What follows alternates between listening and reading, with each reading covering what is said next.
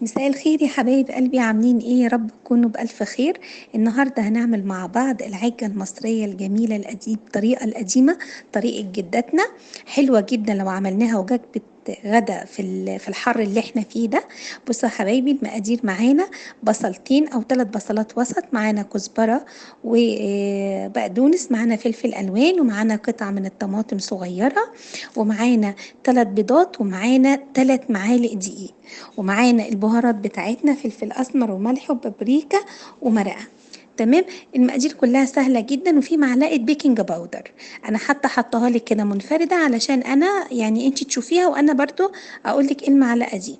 بصوا، حطيت البصل هنا كان متقطع جوانح، ما كانش مفروم فرم ناعم.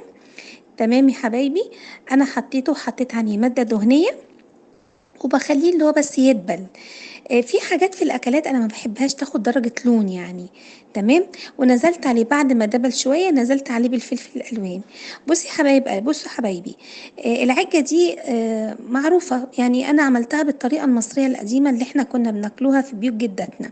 لكن على فكرة هي ليها طرق حديثة دلوقتي، وممكن تحوليها من وجبة فطار لوجبة غدا. يعني لو اضفتي عليها اضافات، زي مثلا عملتيها حطيتي فيها ميكس جبن في الخلطة اللي انا هعملها دلوقتي، او حطيتي فيها صدوق، او حطيتي فيها بسطرمة. يعني لو انتي ولادك بيحبوا اي حاجة فيها لحوم، هتبقى وجبة جميلة. بس انا بصراحة بحبها بالطريقة اللي انا كنت باكلها في بيت العيلة. انا حطيت طبعا الفلفل الالوان، ونزلت بعد الفلفل الالوان نزلت بالطماطم. بصوا، كل الخضار بتاعي يعني يعتبر ناشف. انا حطيت هنا حتة تومة. تمام. انت ممكن التومة تحطيها مع البصلة، يعني فاهمة، انا نسيت بصراحة بس حطيتها هنا. يعني انت من الافضل تخليها تاخد برضو كده لفة مع المادة الدهنية والبصل. بصوا حبايبي، كل الخضار اللي معايا ناشف يعني جامد. ونزلت هنا بالبهارات، انا برضو عشان الخضار يدي طراوة معايا كده تحت اسناني وانا باكل، يبقى مستوي قوي ولا يبقى جامد قوي. انا هضيف نص كوباية مية، وهسيب كل الخضار بتاعي ده. طبعا الخضار هينزل ميته، المية اللي انا حطيتها مع المية اللي هتنزل البسيطة من الخضار هيشكشك كده مع بعض وهيستوي.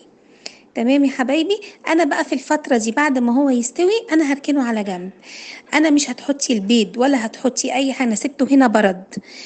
انا هنا حطيت مع البيض 3 بيضات، وحطيت فلفل اسمر، وحطيت ملح، وحطيت عصرة ليمونة، نص ليمونة. انا دايما بقول لكم ان اكتر حاجة بتشيل زفرة البيض هي عصرة الليمونة. انا اسفة، في حاجة سقطت مني مع البهارات. انتي بتحطي نص معلقة شاي قرفة. على فكرة هي مش بتبان في الاكل، بس بتديها كده تحسي ان حاجة منكهة، بس انتي مش عارفة ايه نوع البهار اللي موجود فيها. انا هنا ضربت البيض، وضربت مع الفلفل الاسمر والليمون والملح. في نفس الوقت الخضار بتاعي اتشرب من كل المية بتاعته واستوي، وطفيت عليه وسبته يبرد. تمام يا حبايبي. انا هنا جبت نص كوباية لبن، وهنزل بيها على الخليط بتاعي. وهنزل طبعا بالدقيق وبيكنج باودر على الخليط ده. تمام يا حبايبي. انا بقول لكم ان ممكن تحوليها وجبة غدا. طب انا امتى احط الاضافة بتاعه الخضار الجبن؟ لو انت هتعملي جبن، انت بتحطيها بعد الخليط ما يبرد. هتعمليها بالصدق مثلا، قطعي صدق قطع صغيره وحطيه مع الخليط اللي انت حاطاه على النار، اللي احنا زودناه ميه وسيبناه يستوي. تمام. هتحطيه بسطرمه، لا البسطرمه حطيها رشيها كده، لانها هي هتستوي مع الحاجه في الفرن. قلبيها كده على الخليط كله لما يخلص على بعضه.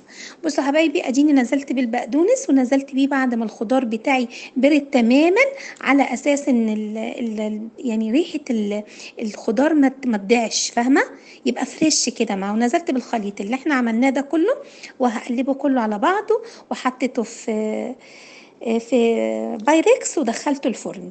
تمام. والله وجبه جميله ووجبه سهله قوي، وممكن انت كمان.